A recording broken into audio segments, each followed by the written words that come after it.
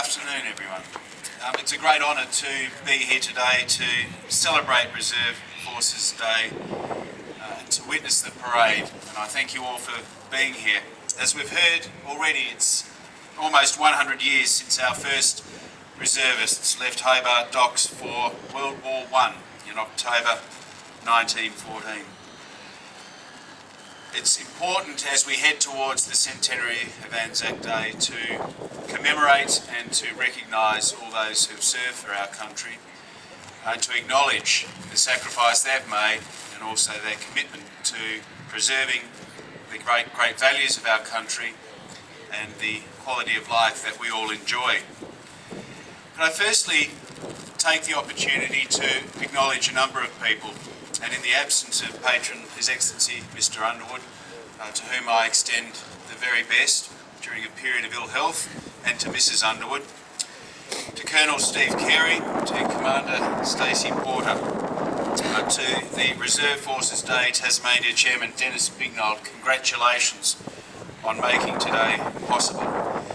My parliamentary colleague and Parliamentary Secretary Guy Barnett, to Hobart Lord Mayor Damon Thomas, and to Launceston Mayor Albert Van Zetten. I'd also like to, most importantly, formally acknowledge the dedication and commitment of our past and serving reservists. Reservists join the Navy, the Army or Air Forces as part-time members, and there are about 45,000 reservists currently serving in Australia. They make up almost 45% of Australian Defence Forces and contribute in many ways to local, national and international operations. Of course, in recent years, reservists have served in Afghanistan, the Solomon Islands and East Timor, and have manned patrol boats on Australia's northern approaches.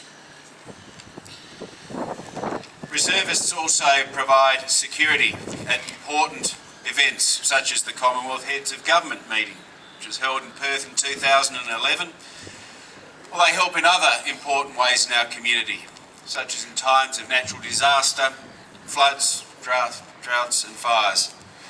Last year, Tasmanian reservists provided valuable assistance in the aftermath of the devastating Dunalley bushfires. So today I'd like to acknowledge on behalf of the state government the contribution that Tasmanian reservists have made to our nation over many years. I want to take the opportunity also to not only thank the men and women of the Reserve Forces, but also their families and the employers who support them. And as the son of a very committed and passionate reservist, my late father Michael Hodgman, I understand the important contribution and sacrifice they make with the support of their families. Training to become a reservist takes significant time and dedication, and they routinely give up their time for training and in some cases are required to spend extended periods away taking part in major exercises. There's no doubt that the demands of the Reserve Forces often impacts on a member's civilian life. There are more than 780 employees across Tasmania, members of the Reserve Forces, and I thank the businesses that employ them for their understanding. And I myself have employed members of the Reserve Forces. However, the roles they perform in the Reserve Forces no doubt better equip them with a range of skills and knowledge that ultimately benefit them in their work, but also the broader community. Elements of service like teamwork, self-discipline, comradeship are often things well sought after and highly valued in the workplace. Today we are here especially to recognise the sacrifice of our reserve troops who took part in World War I, and it is a very special time for our nation. It's been said that reservists were the backbone of Australia's Defence Forces in those early days, especially at the start of World War I in 1914, when Australia had few permanent forces. 1,000 reservists left Hobart on October 14 that year, but only 600 returned. 62,000 Australian lives were lost in World War I, and the loss of 400 reservists no doubt had a devastating effect on the Tasmanian community.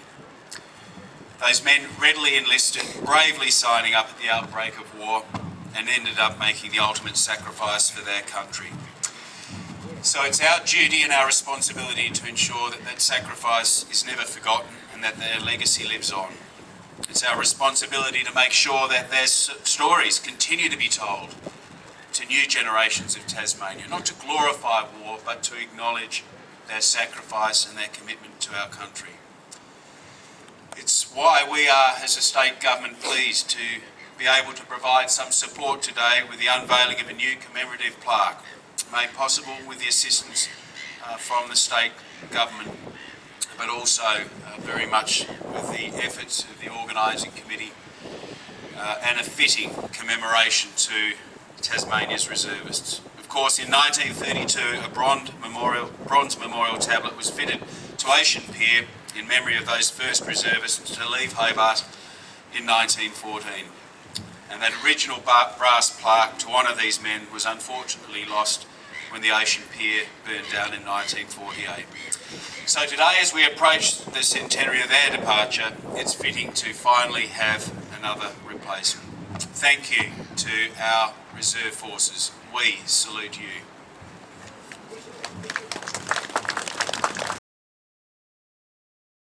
Oops! I did it again, baby. Yeah!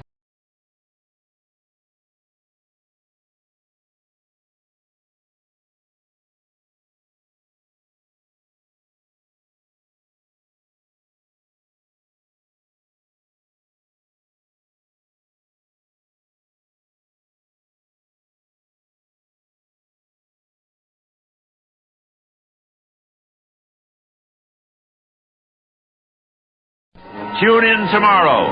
Same bat time, same bat channel. Bye for now.